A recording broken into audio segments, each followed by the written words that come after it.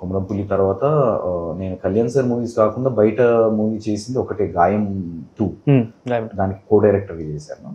So అక్కడి నుంచి బయటకు వచ్చాక 2010లో గాయం 2 చేశాను. ఇంకా దాని తర్వాత ఇంకా ఐ నెవర్ అన్నమాట. ఇంకా ఎందుకంటే సార్ మెల్లిమెల్లిగా ఇంకా పాలిటిక్స్ లో చాలా సీరియస్ గా వెళ్ళిపోయారు.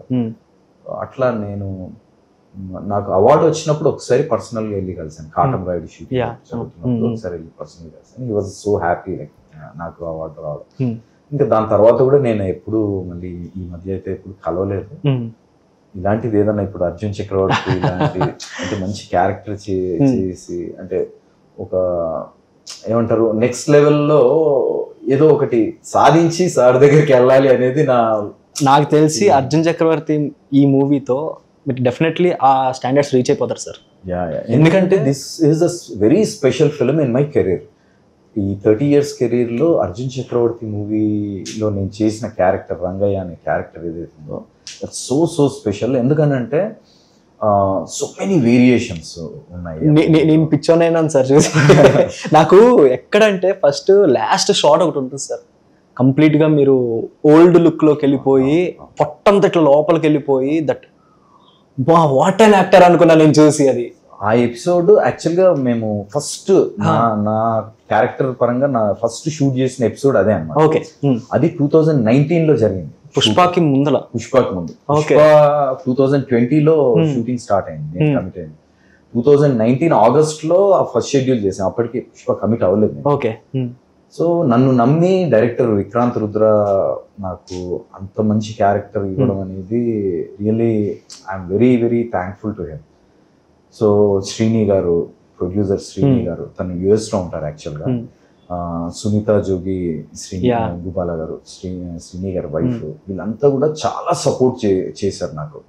అంటే ఇనీషియల్ డేస్ అప్పుడు షూటింగ్ స్టార్ట్ అయినప్పుడు US నుంచి కాల్ చేసి మాట్లాడేవాళ్ళు. అండ్ ఎవ్రీ షెడ్యూల్కి అప్డేట్ ఎలా ఉంది ఏంటి ఎలా వస్తుంది ఇవన్నీ కూడా అప్డేట్ చేసుకుంటూ, అంటే ఒక్కొక్క షెడ్యూల్కి మళ్ళీ గ్యాప్స్ ఇచ్చి మళ్ళీ ఆ బాడీ ట్రాన్స్ఫర్మేషన్స్, హీరోకి చాలా వేరియేషన్స్. అవునవును. విజయ్ రామరాజు అసలు ఏంటంటే ఇంకా నేనన్నా మధ్యలో ఇప్పుడు ఆ షెడ్యూల్ తర్వాత మళ్ళీ కొంచెం నార్మల్ అయిన తర్వాత నేను పుష్ప ఇవన్నీ మూవీస్ చేశాను బయట. బట్ విజయ్ రామరాజు తను దాదాపు 5 years పాటు అసలు బయట సినిమాలు కూడా ఏవి చేయకుండా ఒకే ప్రాజెక్ట్ మీద ఉంది. తనకి నెంబర్ ఆఫ్ డేస్ కూడా ఎక్కువ కదా, వర్కింగ్ డేస్ ఎక్కువ. అండ్ ట్రాన్స్ఫర్మేషన్స్, ఒక్కొక్క ట్రాన్స్ఫర్మేషన్ కి మధ్యలో గ్యాప్ మళ్ళీ ఆ 6 pack చేశాడు. ఆ 6 pack చేయడానికి he took 5 months.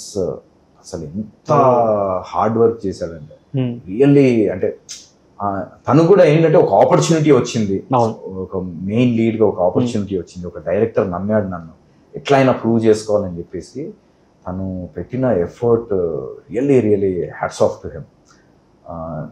ఈరోజు డెఫినెట్గా ఆయనకి ఈ సినిమా తర్వాత చాలా మంచి ఆపర్చునిటీస్ వస్తాయని ఎక్స్పెక్ట్ చేస్తాను. ఈవెన్ నా క్యారెక్టర్కి కూడా నేను ఇప్పటి వరకు చేయనన్ని వేరియేషన్స్, ఒకే సినిమాలో ఇన్ని వేరియేషన్స్ చేయడం అనేది ఫుల్ లెంత్ క్యారెక్టర్.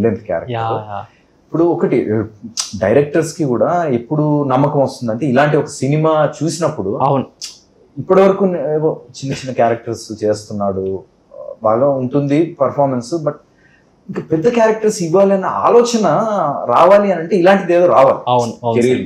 నాకు మేబీ ఈ సినిమాతో ఐ హోప్ చాలా మంది డైరెక్టర్స్ ఈ మూవీ చూసి దయానంద్ చేయగలడు, అంటే ఒక ఫుల్ లెంత్ క్యారెక్టర్ ఇచ్చినా కూడా he can pull that character off అనే ఒక నమ్మకం క్రియేట్ చేస్తుంది.